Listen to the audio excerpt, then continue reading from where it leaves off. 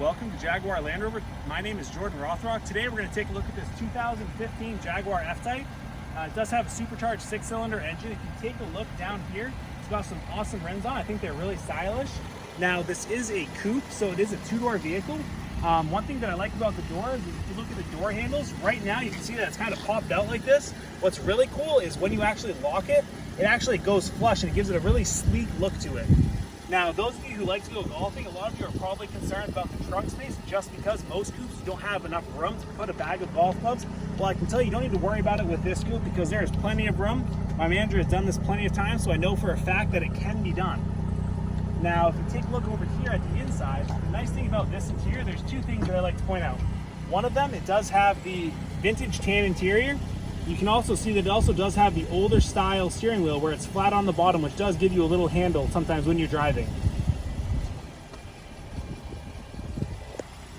I want to thank you for taking the time to watching this video, and if there's anything that we can ever do for you here, please just come into the dealership and ask for me. My name is Jordan. Have a wonderful day.